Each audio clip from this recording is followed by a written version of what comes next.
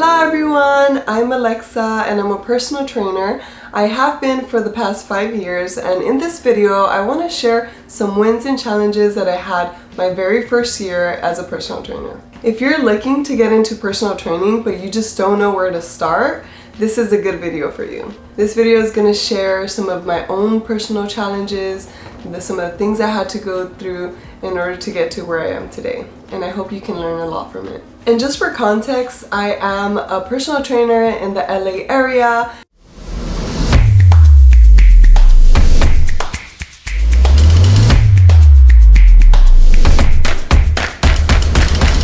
So my very first year as a personal trainer was quite challenging. An obstacle that you might come across as a personal trainer is finding a location that works best for you.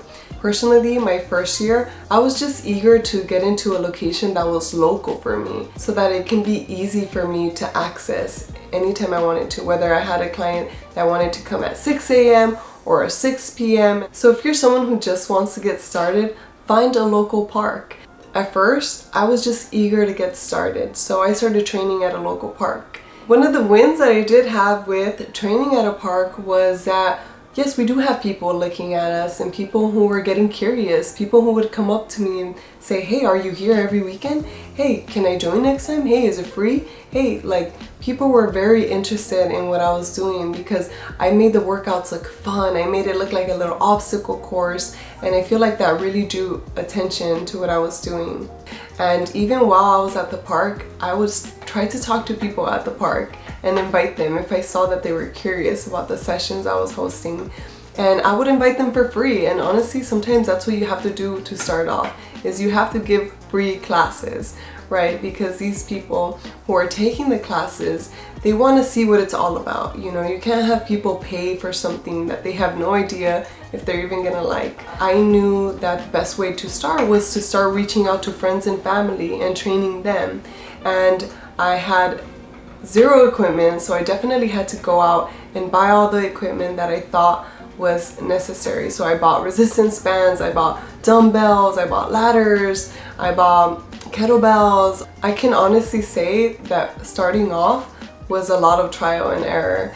I kind of knew what I was doing, but I was also learning a lot along the way. I started realizing that it wasn't only about getting clients, but also keeping them, which was way more important. And at first, I was not very good at it, to be honest with you. I didn't realize that I had to constantly be reaching out to clients. I had to form strong relationships with them so that they can really trust me with their health and fitness. I can say that one of the hardest things that I had to go through my very first year as a trainer was, again, just the client retention. At first, I didn't realize the importance of it. I thought that, you know, if I just have this client, like, they're gonna keep coming to me. But no, the hardest part for me was realizing that I had to approach every client, not as a client, but as a friend.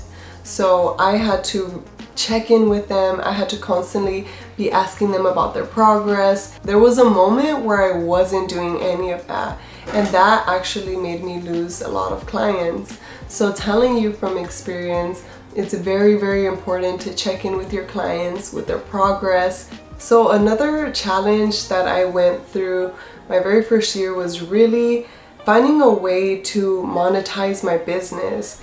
I started off with first charging my clients $5 a session, and it took a lot for me to feel confident and comfortable to raise my prices. You see, as someone who was hosting both bootcamp classes and personal training sessions, I wanted to give prices to my clients that were affordable, but I didn't realize how that also backfired on me, because then I didn't value myself as a trainer. Another obstacle that I encountered as a personal trainer in my first year was the power of networking.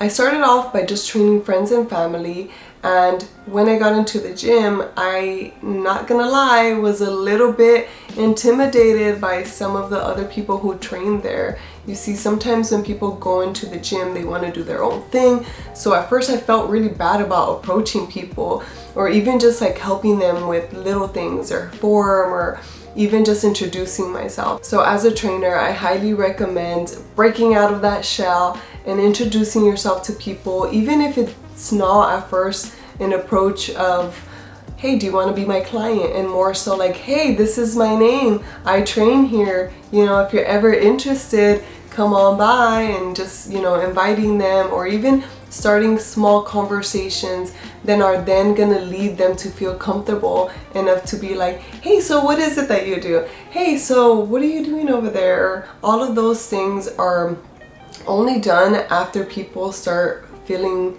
like they trust you, or feeling like you're just not there to sell them. And that's one thing that I really had to learn was, hey, not everybody is gonna like being approached as a client, but people like being approached as humans. So definitely I highly recommend that you build those relationships with the people that surround you so they can feel comfortable enough to join your sessions. One thing that really helped me out was creating that Instagram page. I had somewhere to send people to if they were to ask me about my training. I didn't have physical business cards or anything to show, so having the Instagram account really helped draw in clients. I would recommend to create a separate Instagram page for your business, for your niche, and not clutter it with your own personal Instagram. This Instagram page can be somewhere where you're not sharing too much of your personal information, you're sharing more about your training services, you're taking videos of your clients. Another win that I did have my first year was that I was already getting clients who were getting results, and having them acknowledging you for all your efforts is what really matters as a trainer.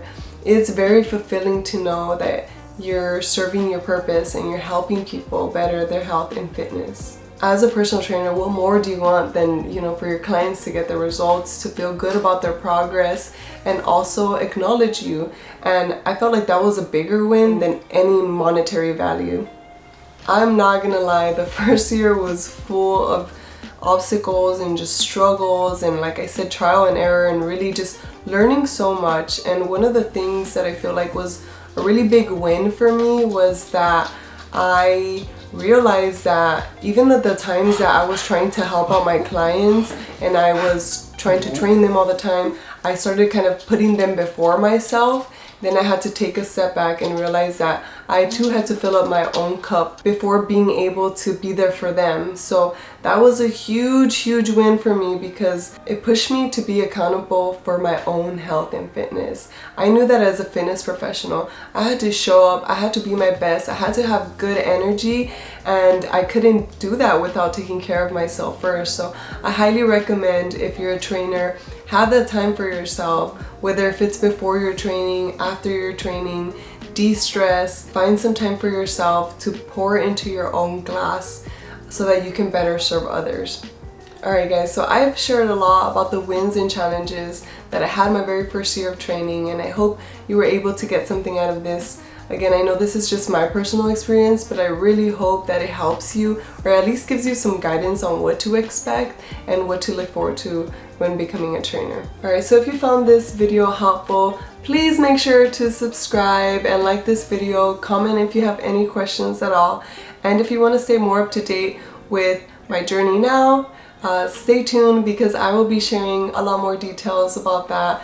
Every week I will be posting a new video, so just make sure that you stay tuned and check out my Instagram for more information about how my business is doing today.